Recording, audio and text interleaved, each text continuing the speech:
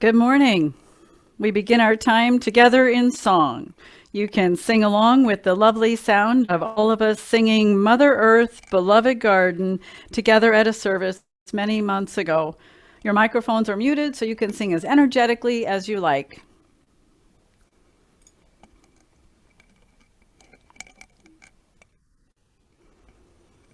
Now let us rise in body, spirit, and voice to celebrate this new day.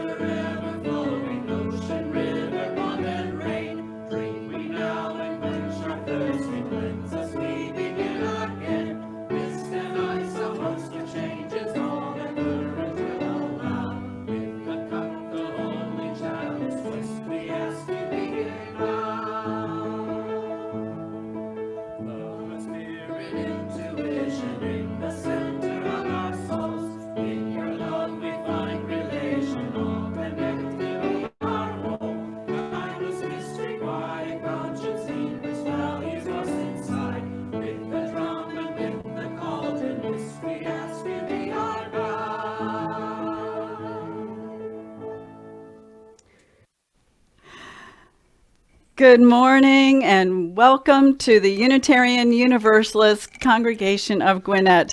My name is Jan Taddeo, and it is my great pleasure and a privilege to serve our congregation as the minister, serve our faith as the minister of this congregation. So glad we can be together this morning in whatever way we can, and glad that the rain hasn't deterred you all from being here. We arrive from many places and many life experiences as we gather to recall our true selves, reflect on the meaning of our lives, and explore questions of ultimacy together. We gather in this virtual sanctuary with our doubts as well as our convictions, with our fears and our hopes, with our failures and our aspirations, with our sorrows and our joys. Know this, you are just where you should be, in this sacred space where everyday matters cannot penetrate. Time stretches out and embraces us, but we are unperturbed. Come, there is much to explore together. We are becoming a radically welcoming sanctuary in a green space. We foster spiritual growth as we joyfully nurture connections and community within our walls and beyond. If you are a newcomer this morning, we welcome you and hope you will find your spiritual home here with us.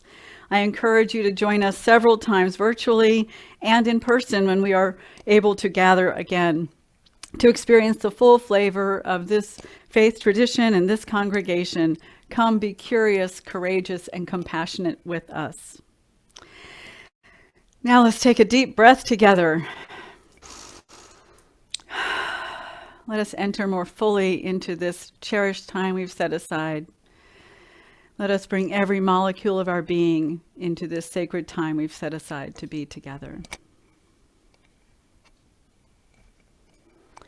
As sound vibrates through us and around us, may we be reminded how deeply, profoundly, inextricably interconnected we are with one another, with all of life, all creation, and all the cosmos.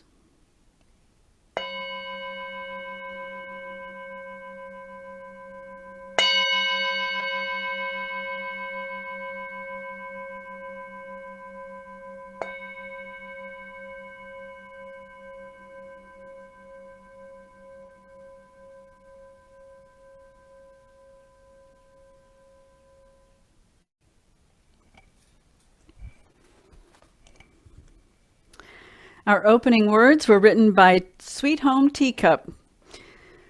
May we recognize and abandon the familiar attitudes and practices that do not serve the whole. We are who we are, and we have the opportunity to be who we want to be, to create a new inheritance for the future. May our thoughts, words, and actions in our daily lives assist in dismantling paradigms of oppression and suffering.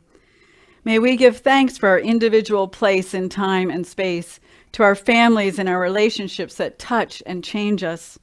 May we give thanks to the wise teachers who help us remember how to be and the chance to make it so.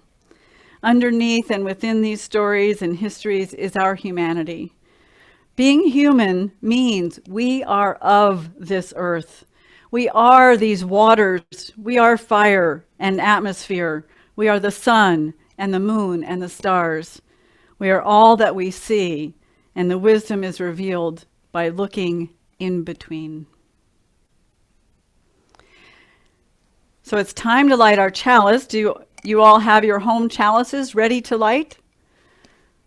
Go grab them quick. Okay, that's enough time. If you don't have it with you, bring it next time. We light our chalices with these words by the Reverend Betty A. Doty.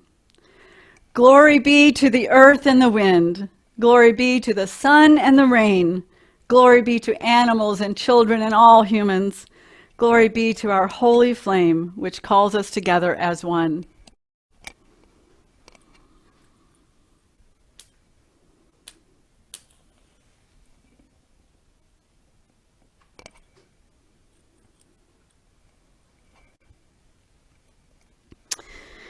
Today's service is about more than Earth Day. It is about the relationship between humans and the earth. There are probably 1,000 stories on this topic, but this short video captures some of the essence of this relationship in a very simple illustration.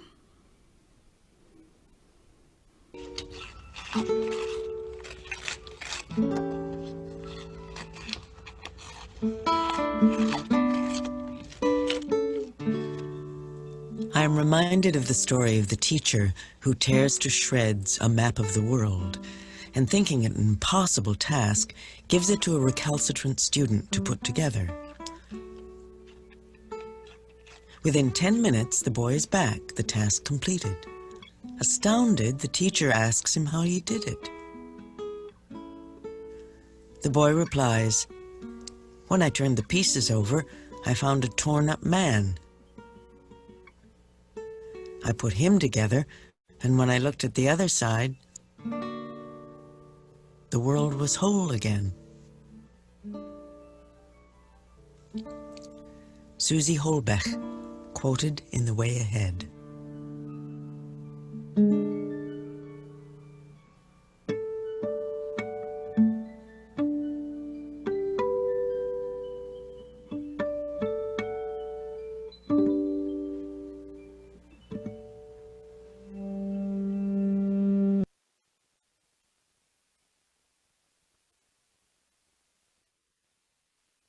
From Braiding Sweetgrass by Robin Wall Kimmerer. This is according to Anishinaabe teachings. It is said that the Creator gathered together the 4 sacred elements and breathed life into them to give form to original man before setting him on Turtle Island. The last of all beings to be created, first man was given the name Nanabazo. His instructions were to walk through the world in such a way that each step is a greeting to Mother Earth. As he continued exploring the land, Nanabazo was given a new responsibility to learn the names of all the beings. He watched them carefully to see how they lived and spoke with them, to learn what gifts they carried in order to discern their true names. Right away, he began to feel more at home and was not lonely anymore when he could call the others by name, and they called out to him when he passed. Bazo, still our greeting to one another today. Most people don't know the names of these relatives. In fact, they hardly even see them. Names are the way we humans build relationships, not only with each other, but with the living world. I'm trying to imagine what it would be like going through not knowing the names, going through life, not knowing the names of the plants and animals around you. Given who I am and what I do, I can't know what that's like, but I think it would be a little scary and disorienting. Like being lost in a foreign city where you can't read the street sign. Philosophers call this state of isolation and disconnection species loneliness, a deep, unnamed sadness stemming from estrangement from the rest of creation, from the loss of relationship. As our human dominance of the world has grown, we have become more isolated, more lonely when we can no longer call out to our neighbors. It's no wonder that naming was the first job the Creator gave Nanabazo.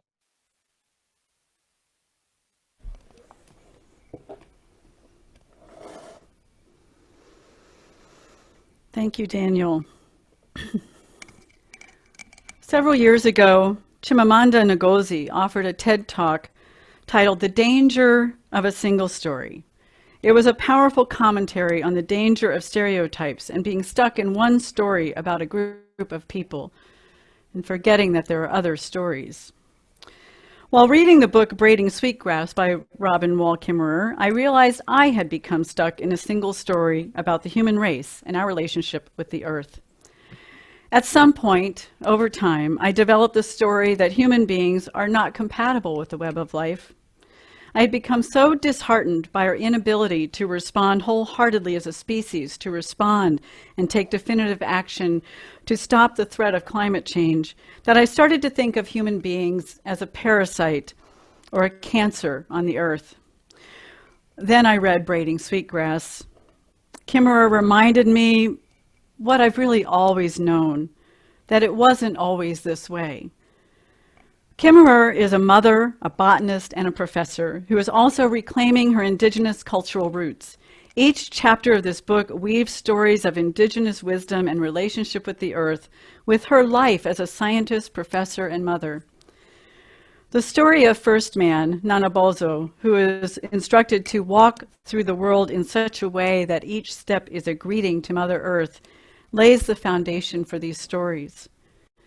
There are two stories in this book that especially worked to liberate me from my dim worldview, or my dim view of humanity. The first is about a graduate student, Lori, whom Kimmerer mentored through a 2-year thesis project. Kimmerer had asked one of the indigenous women about the best way to harvest sweetgrass. She noticed that some break it off at the base, and others pull it up from the roots. Which was better for the sweetgrass? This became the basis of Lori's thesis project. Lori planted 3 sections of sweetgrass. One section was harvested by the roots, another by snapping it off at the base, and a third section was not harvested at all. It was the control section. Of the sections harvested, only half of the field was taken. This, Kimmerer had learned, was an important part of the practice of the honorable harvest. More about that in some other service. At the end of the 2-year study, they found that both of the sections that were harvested were equally healthy and thriving, but the control section that had not been harvested at all was failing. The harvesting of the sweetgrass was critical to its survival. It needed humans in order to survive and thrive. The second story I'll share in the author's words. I sat once in a graduate writing workshop on relationships to the land. The students all demonstrated a deep respect and affection for nature. They said that nature was the place where they experienced the greatest sense of belonging and well-being. They professed without reservation that they loved the earth. And then I asked them, do you think that the earth loves you back? No one was willing to answer that. It was as if I had brought a two-headed porcupine into the classroom. Unexpected, prickly. They backed away slowly. Here was a room full of writers passionately wallowing in their unrequited love of nature. So I made it hypothetical and asked, what do you suppose would happen if people believed this crazy notion that the earth loved them back? The floodgates opened. They all wanted to talk at once. We were suddenly off the deep end, heading for world peace and perfect harmony. One student summed it up. You wouldn't harm what gives you love. Knowing that you love the earth changes you, activates you to defend and protect and celebrate. But when you feel that the earth loves you in return, that feeling transforms the relationship from a one-way street into a sacred bond. My daughter Lyndon grows one of my favorite gardens in the world. She brings up all kinds of good things to eat from her thin mountain soil, things I can only dream of, like tomatillos and chile. She makes compost and flowers, but the best part isn't the plants. It's that she phones me to chat while she weeds. We water and weed and harvest, visiting happily as we did when she was a girl, despite the 3,000 miles between us. Lyndon is immensely busy, and so I ask her why she gardens, given how much time it takes. She does it for the food and the satisfaction of hard work yielding something so prolific, she says, and it makes her feel at home in a place, to have her hands in the earth. I ask her, do you love your garden? Even though I already knew the answer. But then I ask, tentatively, do you feel that your garden loves you back? She's quiet for a minute. She's never glib about such things. I'm certain of it, she says. My garden takes care of me like my own mama. I can die happy. I don't know if the earth loves me, loves us. I feel like it does. I want to believe it does. When I hug my tulip poplar in the morning, except when it's pouring down rain, I feel it hugging me back. When I lay on the grass and hug the earth, I feel the earth holding me, hugging me, healing me. Earth Day is in part a day of protest, a call to action to protect this relationship, this love, this precious source of all life on this earth.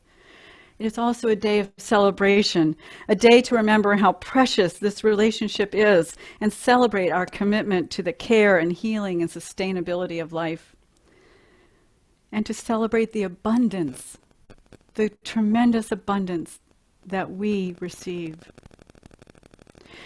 Last week, I talked about the unconditionality of love, that real love has no conditions. I love this earth unconditionally. Does it love us back unconditionally? I have faith in the human spirit. It's important for me that I see more than the destruction humans inflict upon the earth and each other. So I lean into, focus on, and promote the beauty of the human spirit to rise up and serve, to love the earth and to receive the love of the earth, to heal this often conditional, abusive relationship and make it thrive. I'm reminded of 1 Corinthians 13, 4-8, which is usually used in weddings for people, but now I'm hearing it differently when I think about this relationship we have with our beautiful blue boat home. Love is patient. Love is kind. Love is not envious or boastful or arrogant or rude. It does not insist on its own way. It is not irritable or resentful. It does not rejoice in wrongdoing, but rejoices in the truth. It bears all things, believes all things, hopes all things, endures all things. Love never ends.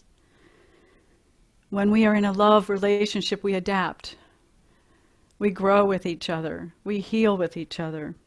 So I wonder if this love, this most fundamental ancient relationship between humans and earth, truly can bear all things, believe all things, and hope and endure all things.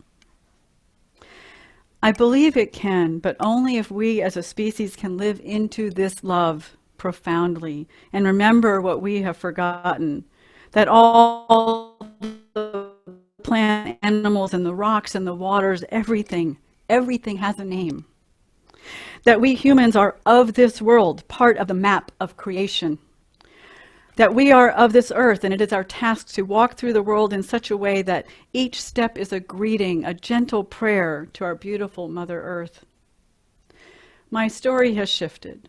I have a renewed hope, an active hope, a vision for making change locally to create more sustainable communities, like growing food to donate to a local co-op and planting more pollinator plants to attract solo bees and other pollinators to keep our fruits and flowers producing.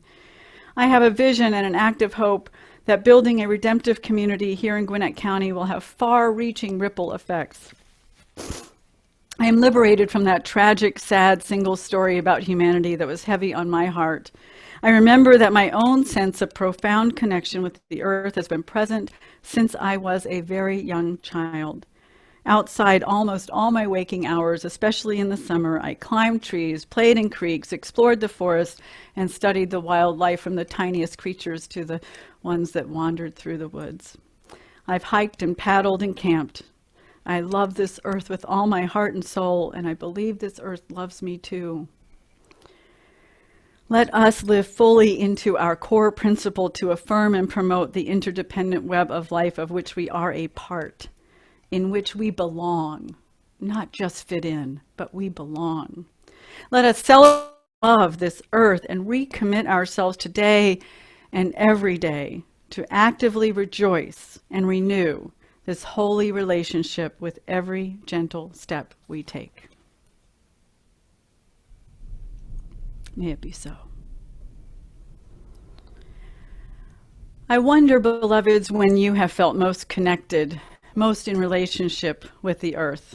Take a moment to consider such a time, maybe a story that you would be comfortable sharing with others. In just a moment, we are going to arrange into small groups of about 5 people to share stories of feeling connected with the earth.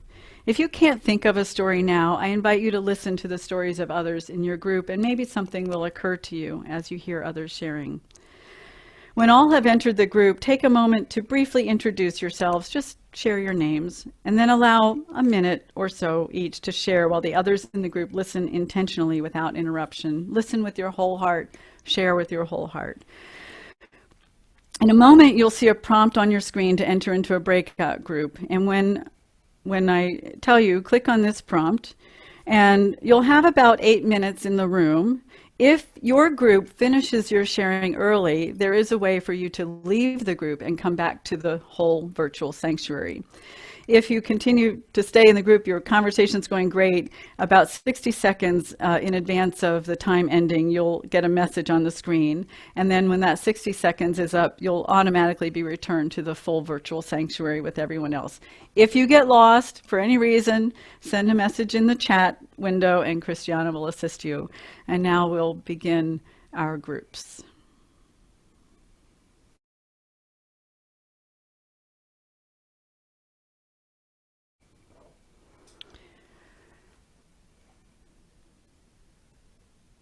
May we hold these stories in the sanctuary of our hearts, and may they strengthen our commitment to the care of the earth. I hope this was a good experience. Your feedback is welcome as we continue to find ways to deepen our connections during this time. I invite you to join me in the spirit of prayer as I offer this Earth Day prayer written by Vern Barnett. Infinite Spirit, sometimes called Grandfather, Grandmother, Father Sky, Earth Mother, Gaia, Creator. We gather to praise your creation, to honor the swimmers and crawlers, the four-leggeds and the winged ones. We give thanks for the beauty and glory of creation and open our hearts to new ways to understand our place in the universe. Not the center or focus, but a humble and balanced place, where every step we take becomes a prayer, where every word we say makes harmony with the vast, vibrating cosmos, and where we know we are singing the song of life.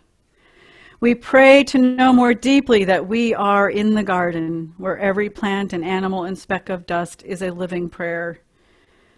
Without our kindred spirits of the plant and animal and mineral kingdoms, the human family would end.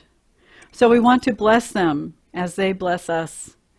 We pray for humility, not to humble ourselves before presidents or priests, but before the ants and the trees. For if we cannot be in true relation to the ant, we shall be outcasts of the garden. Let us cast the pollution from our eyes so we can see the glory and live with thanksgiving. Great Spirit, let us remember it is not how we talk, but how we walk. When we say we love animals, let us protect them. When we say that we love the plant people, let us honor them by living lightly on the earth. When we say we love the minerals, let us use them only in necessity and remember their rightful places. Oil belongs in the ground, not in the air through our wasteful machines. Wondrous trees breathing life into the atmosphere, your gifts of fire and shelter, fruit and sailing are precious to us, and in many ways you offer us leaves of knowledge. May the vision of mutual interrelatedness, cosmic interdependence, the seamless process of generations not end in cough-filled skies blotting the sun, but rather may clear air, healthy forests, wholesome water, expansive prairie, and pungent earth nourish paths for all creatures through mountain and valley and salt and sea, and through a protective atmosphere as we rejoice in the inhabitants. Hear and empower our mantra, reduce, reuse, recycle. With thanks for the surprise and mystery of it all, we pray in the name of the Creator, the processes and presences, and all our relations. Blessed be.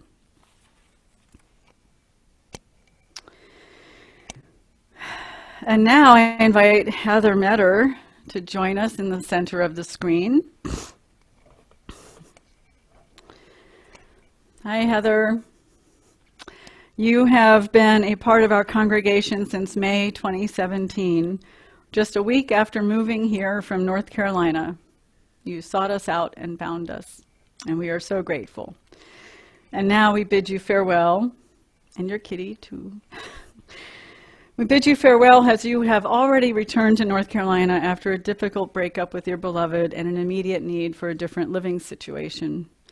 I am glad and grateful you have family to turn to during this difficult time, and I know I am not the only one here who is very sad to see you go and who prays you will return when your situation allows. You have become such an integral part of our community, sharing your musical talents in the choir and playing your flute with others at music night and in our worship services. You've served on our nominating committee, you've marched with us in protests and parades and taken part in many CUPS activities. But I love that you shared with me that the most impactful activity for you was being part of the Working on Whiteness listening group, and that it continues to be an ongoing process in your day-to-day reflections. My hope for you is that you find a Unitarian Universalist community in North Carolina where you can be held during this challenging time in your life and where you can continue to share your gifts. Heather, we offer you this special blessing, water blessing for your journey. And during this blessing, I invite the congregation to offer their words of gratitude and blessings as detailed as possible by typing them into the chat box. These will be captured and shared in a gift for Heather, along with pictures of the congregation and some other gifts I'll talk about at the end of our ritual. Water embodies the great ocean of who we are. Water surrounds us as we are formed in our mother's wombs. Water is part of everything that we eat to grow and nourish our bodies.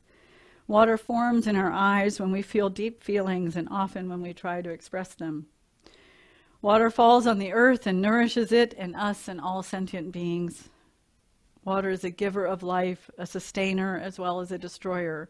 We go to it daily to wash away that which does not serve our living. We use water in this ritual of leaving to honor our deepest feelings for you, Heather, and the ways you have nourished this community, and to bless you on your journey. I'm going to ask you to virtually hold your hands over this bowl, and I will pour water as I offer this special 9-wave blessing for you. A small wave for your heart. May you find the warmth of community in your new home as you hold sacred the heart connections you have made here. A small wave for your hands. May these hands that have served us and held us find meaningful service in your new community. A small wave for your mind. May your reasoning mind be fed by your experiences as your imagination guides you towards new and joyful adventures and connections. A small wave for curiosity. May you engage your continued spiritual journey with curiosity in your quest for truth and meaning in your life. A small wave for courage. May your spirit be strong as you encounter challenges and face an unknown future. A small wave for compassion. May you be filled with loving kindness for yourself and all whom you encounter on your journey. A small wave for grace. May you receive life's challenges with acceptance, patience, and creativity. A small wave for laughter. May you bring a sense of humor and joy into all of your interactions and into your new community and in your relationships. A small wave for your life unfolding. May you approach each day as a blessing and an opportunity for gratitude. 9 blessing waves from all of us. 9 waves to lift you, heart and soul, from here to there. 9 waves to shower you with our love and keep you well. Heather, may you know deep in your heart that in this circle of friends you are beloved, and you will be warmly welcomed home each time you visit, and we do pray your path brings you back to us. To seal in this blessing, we are giving you the gift of this heart token and this heart bowl.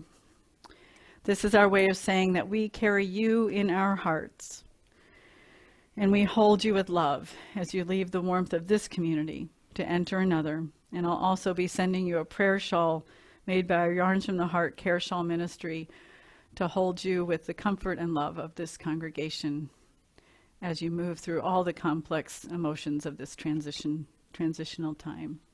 We love you so much. Stay in touch.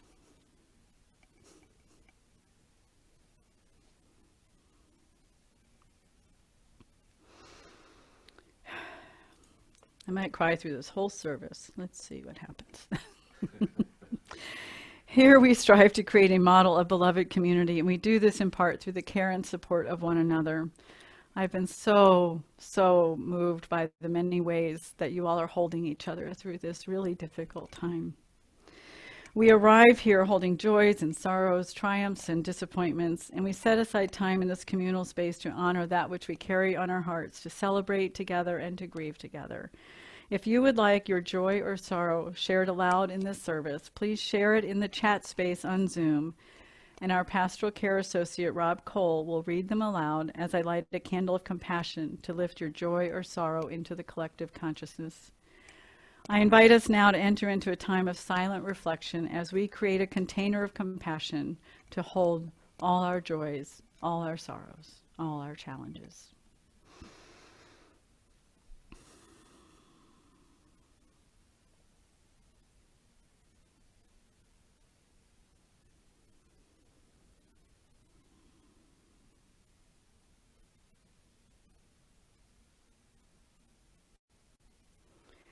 Into this container, we offer that which is most on our hearts to share with this beloved and supportive community.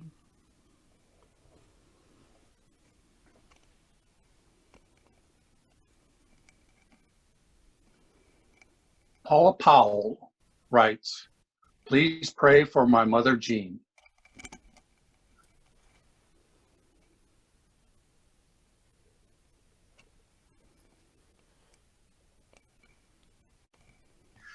Jen Garrison writes, please pray / send energy for emotional and physical rebalancing. The good news, my mammogram shows an abscess, but not cancer.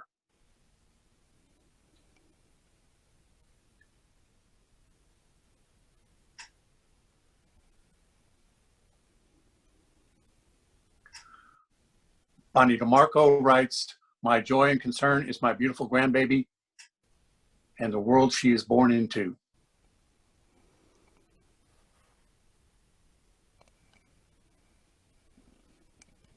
Heather writes, my Uncle Bob and my aunt, as he will likely be transitioning soon due to his cancer.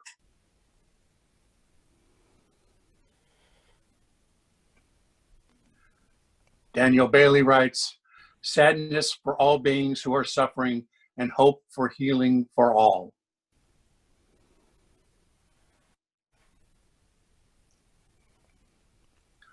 Paula Powell writes, please pray for Chuck's son now serving in Qatar.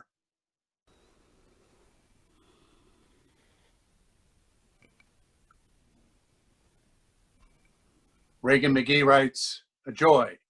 My cousin is due to be born today.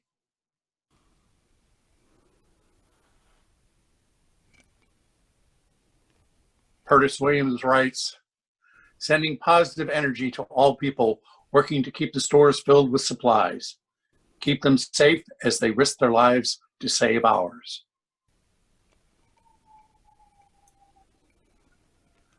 Dimitri writes, having challenges with some of the emotional challenges that come from working in animal health care during this time.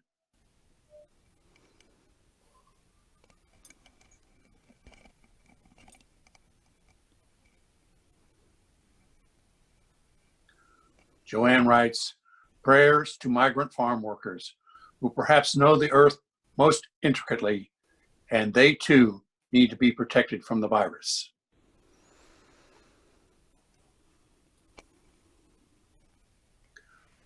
Minoshi writes, please pray for my son who lost his job and my daughter who is going through a very bitter divorce.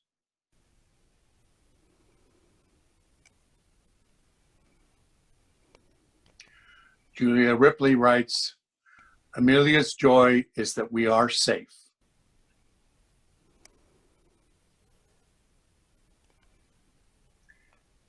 Dimitri adds a joy, but also a joy. I have adopted a stray cat who has been an incredible beam of light during this time.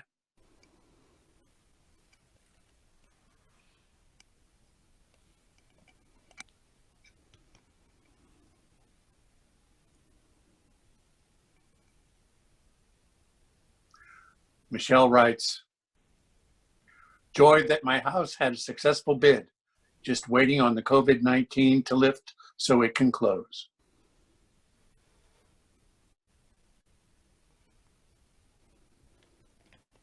Jez writes, sorrow but joy. My manager was sick with COVID, but is now recovering well.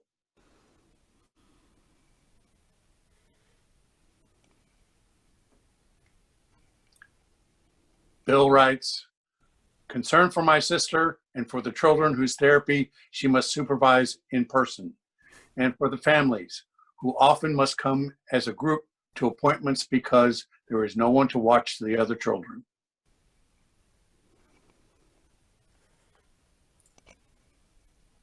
Michael writes, please send energy to my nephew and cousin who are both in healthcare and on the front lines.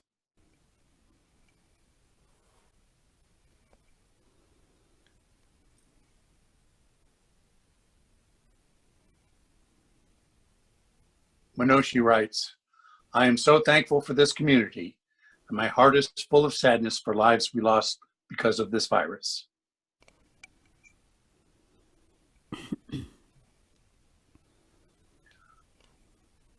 Queen writes, joy. Oh, this is Victoria, I'm sorry. I'm thankful my 81-year-old mom is still healthy.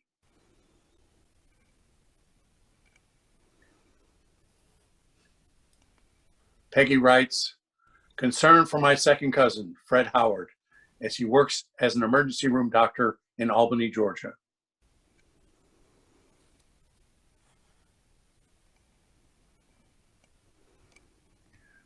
Katrina writes, I respect you for your flexibility and courage. Oh, I'm sorry. This looks like a message to Heather.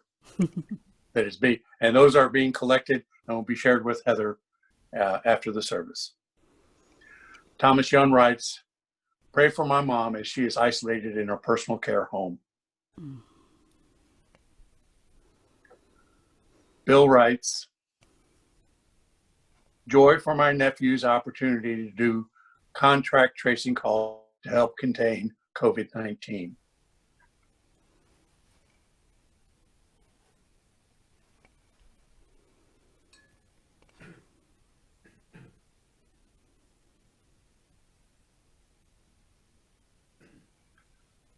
Minoshi writes, a loud shout out to the doctors and nurses and all the frontline workers.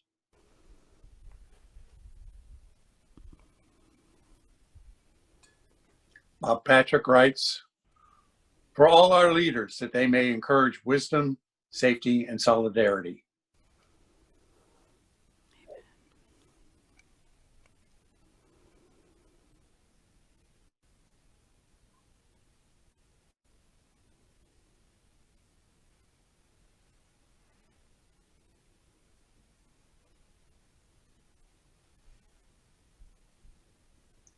Kelsey writes, so grateful for the incredible nurses, doctors, and all hospital staff we encountered at Eastside Medical Center last week.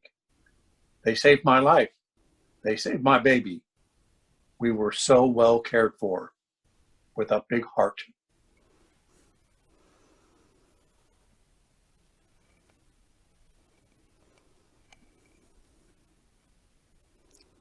Julia Ripley writes, Amelia is so joyful that we got the tree off our house and that we are able to make masks.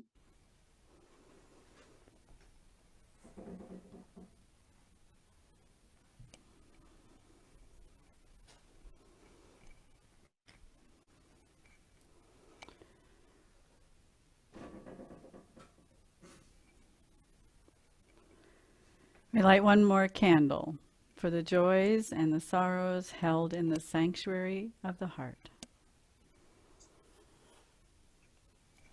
May we hold one another with compassion and loving kindness. Amen. And let us respond to all that has been shared with hymn number 123, Spirit of Life, followed by Fuente de Amor, the Spanish version of this hymn. Please rise and body your spirit as we blend our voices as one.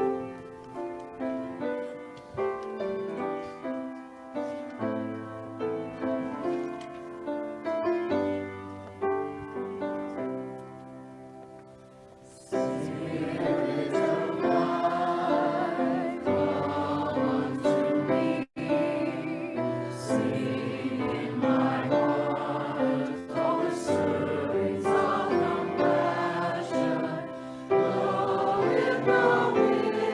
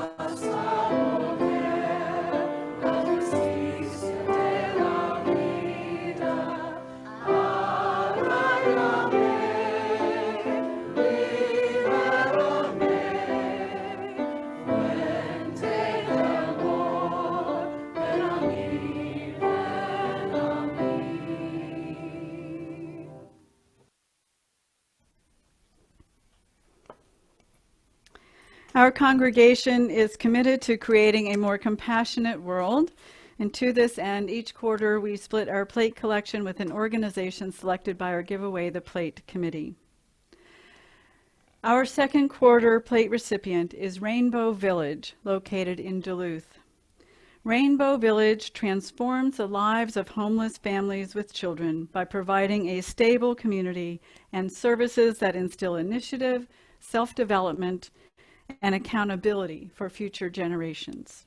They provide self-sufficiency skills, adult life skills, child and youth programs, mental health services, early childhood development, and an alumni program. Our plate contributions also support the shared ministry of this congregation, so I ask that you please give generously to support both the work of this important ministry in our wider community, as well as the vision and mission of our congregation. As we listen to a recording of Brian playing Trees by Oscar Rusbach, you will see on the screen ways to contribute to our offering via PayPal, Venmo, or by mailing a check payable to UUCG on the address shown. If you are worshiping with us for the first time, your presence here today is a generous gift for this community. You may choose to let the plate pass if you like. The offering will now be most gratefully received.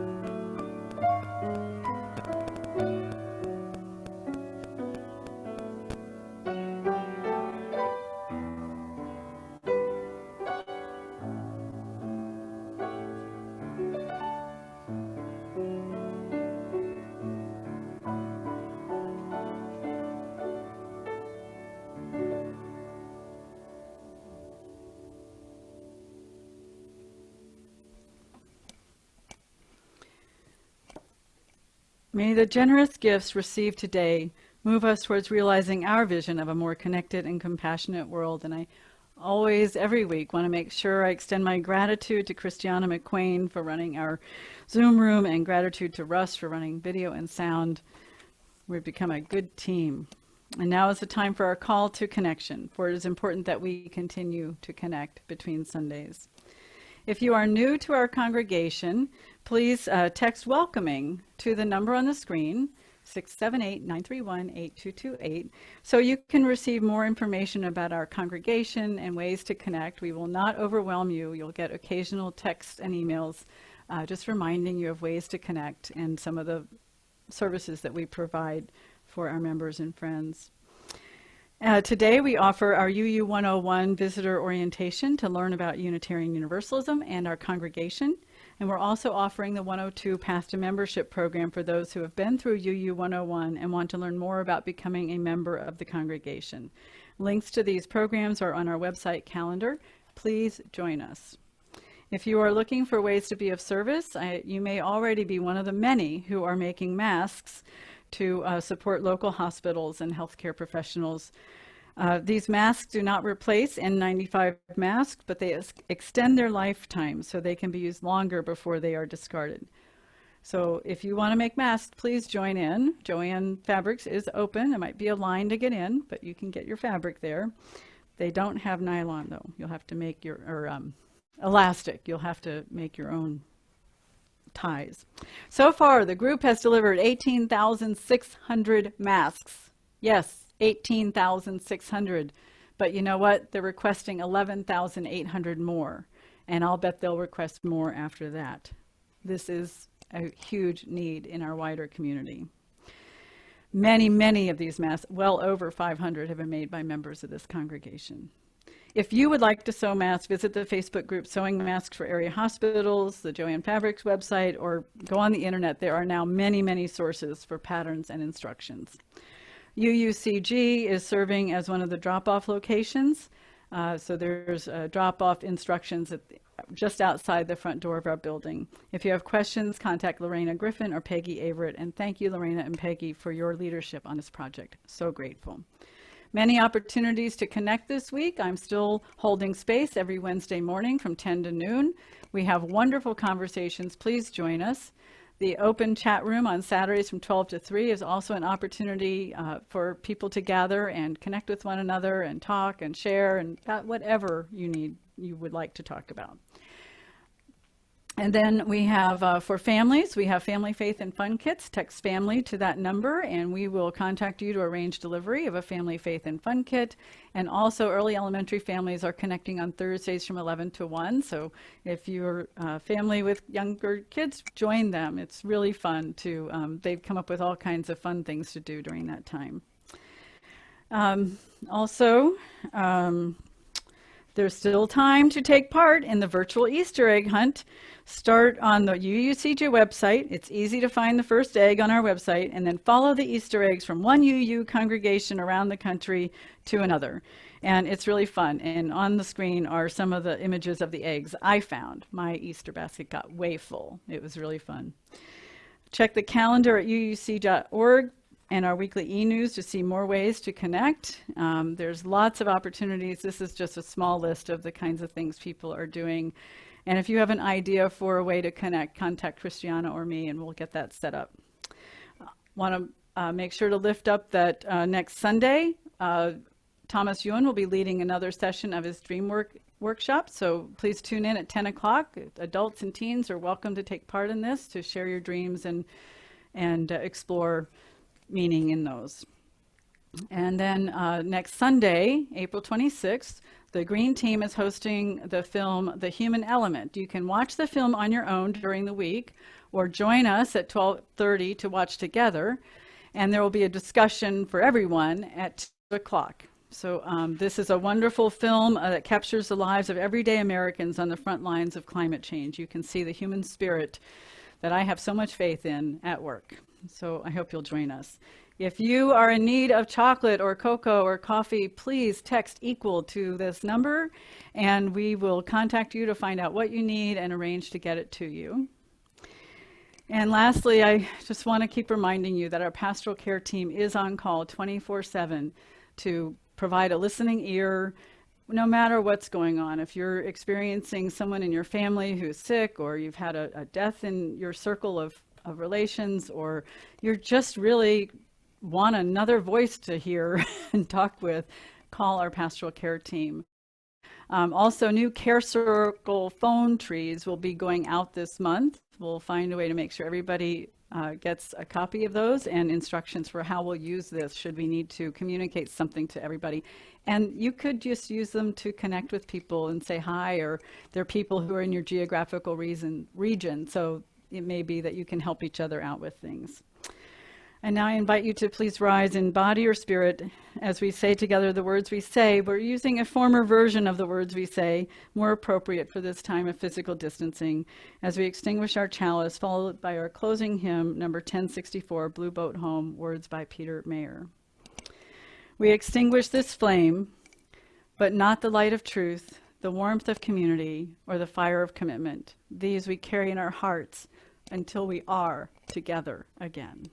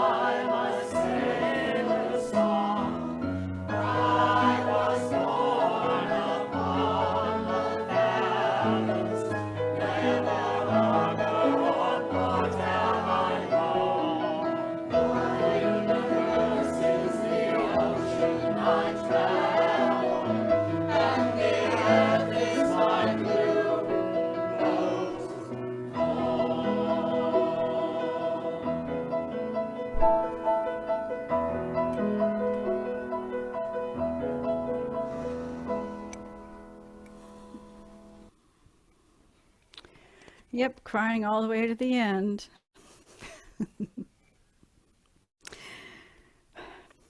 After our closing words, we have another wonderful auction item to reveal that will accommodate many bidders, so don't run away.